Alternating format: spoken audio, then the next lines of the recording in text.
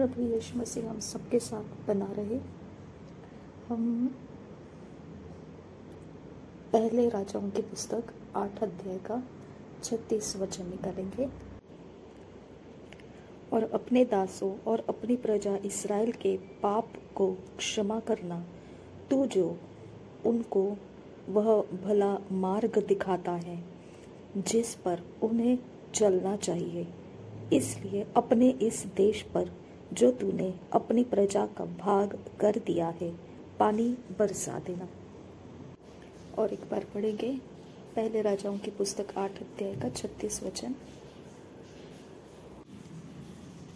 और अपने दासों अपनी प्रजा इस्राएल के पाप को क्षमा करना, तू जो उनको वह भला मार्ग दिखाता है जिस पर उन्हें चलना चाहिए। इसलिए अपने इस देश पर जो तूने अपनी प्रजा का भाग कर दिया है, पानी बरसा देना। भजन संहिता 34 का 11 वचन पढ़ेंगे। हे लड़कों, आओ मेरी सुनो, मैं तुमको यहोवा का भय मानना सिखाऊंगा। और एक बार पढ़ेंगे भजन संहिता 34 11 वचन। हे लड़कों, आओ मेरी सुनो, मैं तुमको यहोवा का भय मानना सिखाऊंगा। नीति वचन का 4 अध्याय का 11 वचन। मैंने तुझे बुद्धि का मार्ग बताया है और सिधाई के पथ पर चलाया है। और एक बार सुनी नीति वचन 4 अध्याय का 11 वचन। मैंने तुझे बुद्धि का मार्ग बताया है और सिधाई के पथ पर चलाया है। ये जो नीति वचन लिखने वाला है वो अपने पुत्र को बोल रहा है। ओके, ये 10 वचन में उसने अपने पुत्र को बोला है, हे मेरे पुत्र, मेरी बातें सुनकर ग्रहण कर। ओके, तब तू बहुत वर्ष तक जीवित रहेगा। मैंने तुझे बुद्धि का मार्ग बताया। तो ये सारी चीजें वो अपने पुत्र को बता रहा है कि तू पहले तो उसको सुनकर ग्रहण कर और उसके बारे में तुझे बहुत वर्ष तक जीवित रहने को मिलेगा। अब सेकेंड वर्स हमारा इम्पोर्टेंट वर्स है। मैंने तुझे बुद्धि का मार्ग बताया है और सिधाई के पथ पर चलाया है। यिर्मयाह 6 अध्याय का 16 वचन। यहोवा यों भी कहता है, सड़कों पर खड़े होकर देखो और पूछो कि प्राचीन काल का अच्छा मार्ग कौन सा है, उसी में चलो और तुम अपने अपने मन में चैन पाओगे। पर उन्होंने कहा, हम उस पर न चलेंगे। और एक बार पढ़ेंगे यिर्मयाह 6 अध्याय का 16 वचन। यहोवा यों भी कहता है, सड़कों पर खड़े होकर देखो और पूछो कि प्राचीन काल का अच्छा मार्ग कौन सा है, उसी में चलो और तुम अपने अपने मन में चैन पाओगे। पर उन्होंने कहा, हम उस पर न चलेंगे। प्रेरितों के काम 12 अध्याय का 5 वचन। बंदी गृह में पतरस बंद था, परंतु कलीसिया उसके लिए लौ लगाकर परमेश्वर से प्रार्थना कर रही थी। और एक बार पढ़ेंगे।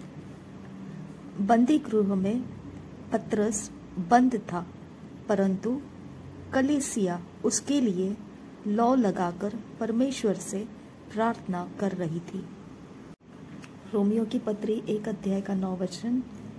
रोमियो की पत्री 1 अध्याय 9 वचन।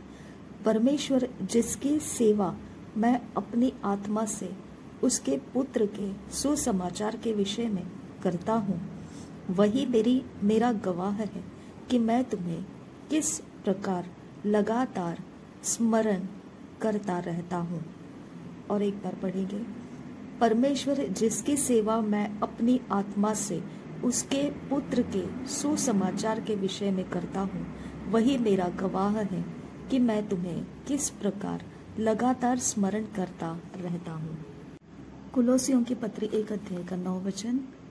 इसीलिए जिस दिन से यह सुना है, हम भी तुम्हारे लिए यह प्रार्थना और विनती करना नहीं छोड़ते कि तुम सारे आत्मिक ज्ञान और समझ सहित परमेश्वर की इच्छा को की पहचान में परिपूर्ण हो जाओ।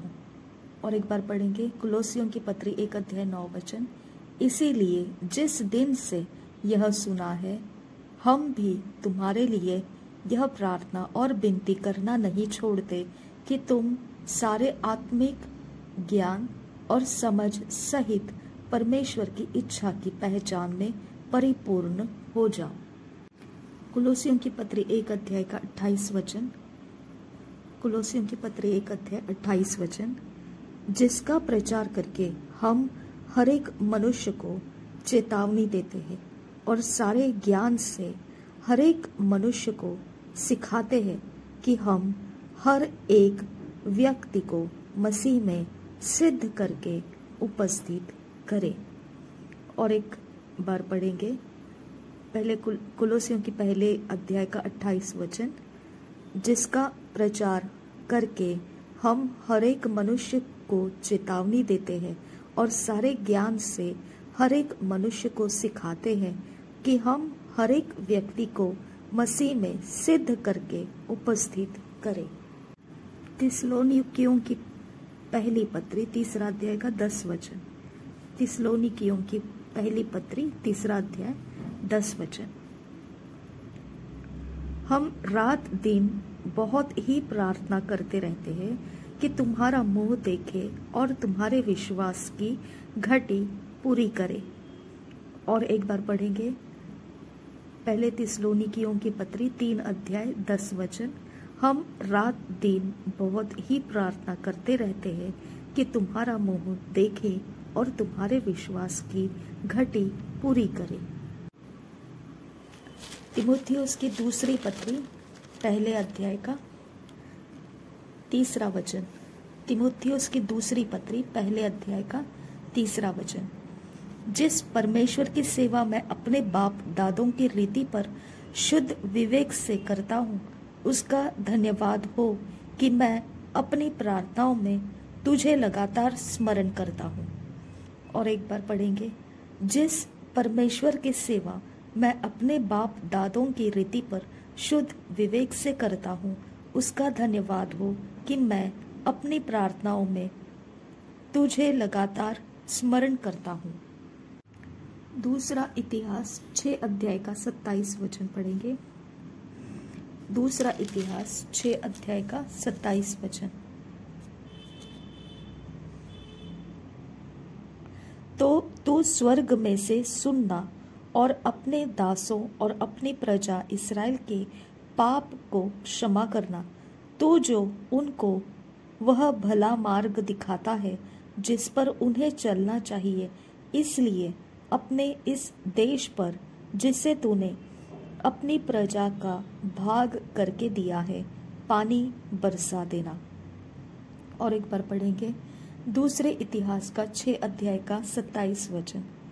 तो तू स्वर्ग में से सुनना और अपने दासों और अपनी प्रजा इस्राएल के पाप को क्षमा करना, तो जो उनको वह भला मार्ग दिखाता है जिस पर उन्हें चलना चाहिए, इसलिए अपने इस देश पर जिसे तूने अपनी प्रजा का भाग करके दिया है, पानी बरसा देना। सबोपदेशक 2 अध्याय का 10 वचन। और जितनी वस्तुओं को देखने की मैंने लालसा की, उन सबों को देखने से मैं न रुका। मैंने अपना मन किसी प्रकार का आनंद भोगने से न रोका, क्योंकि मेरा मन मेरे सब परिश्रम के कारण आनंदित हुआ और मेरे सब परिश्रम से मुझे यही भाग मिला। और एक बार पढ़ेंगे सबोपदेशक 2 अध्याय का 10 वचन। और जितनी वस्तुओं को देखने की मैंने लालसा की, उन सबों को देखने से मैं न रुका।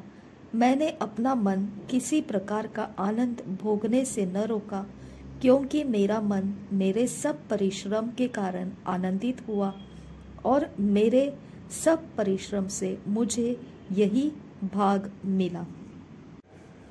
प्रेरितों के काम 20 अध्याय का 20 वचन। प्रेरितों के काम 20 अध्याय का 20 वचन।